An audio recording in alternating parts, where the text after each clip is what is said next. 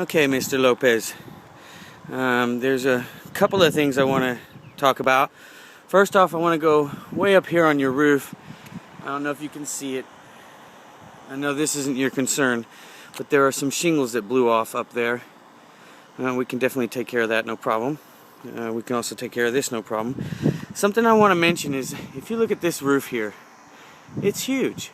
All the rain that's landing on that roof is coming down here, and it's falling off of here, and it's going straight down here. This is what we call a dead valley. It's when two roofs come together and create a dead spot. Okay? Ideally, water needs to shed. What should happen here, and I'd like to have my carpenter come out and take a look at it, this roof needs to come all the way over to here, and then there'd be a valley right down. So all this would be covered, and then it'd meet about right from there. It'd come straight across, and it would meet there, and then you would have a valley that would take all this water off here. That way there would be a way for the water to come off, just like it's doing over here. We'd take that surface and continue it through. But even doing that, you're still at some point ought to look at getting some gutter here to take this water, because that's such a tremendous volume of water up here. You need to take that water, capture it in a gutter, and take it over and get it out of the equation, remove it from the equation. Now I want to bring your attention to this. When they built this, they added this flashing in. This flashing is incorrect. They tried to glue it down. Right now, that water falling off the upper roof is landing right here and going straight into there and causing issues. This flashing should actually be behind here, which it is, and then underneath the shingles. But that's not I don't like that method of flashing, because the water just runs, when it comes down, it runs straight off of this. And if this is underneath these, it just runs out underneath the shingles. I prefer a step flashing method. It's an old school approach to flashing walls. It takes a little more time than running. One big piece is nice and easy.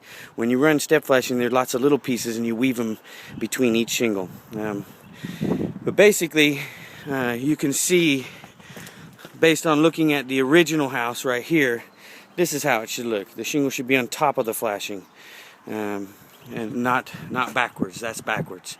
Okay, so I'd like to have my carpenter come out here, see what it would take to continue this roof here. Just continue it way over here, cover all this, and so that it ties into here, and then we would create a valley that goes, I'm probably making you dizzy, but sorry. A valley that comes here, and this water would shed off. That would be the best way to do it. Now, it's not the only way to do it.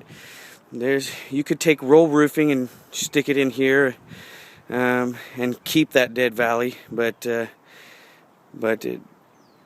all in all, I believe over time your troubles will return, even if you do that method. We'll talk more about that on the phone if you want. I'm not a big fan of it. I think just a little bit of carpentry work wouldn't cost too much to get that roof extended over here, and then we could just shingle it back. The material needed to put in here to roof it the way it is now without doing any carpentry is very expensive. It's a roll roofing. It's called modified bitumen. It's a rubberized product. The bitumen is the rubberizing agent.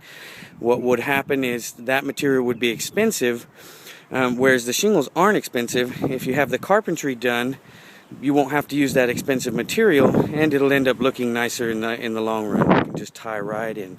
So I'm going to have my carpenter take a look at it with your permission, and we'll take it from there. And then in the meantime, I'll be working on some numbers to get you a bid. Okay, if you have any questions, feel free to call me. 830-488-7707.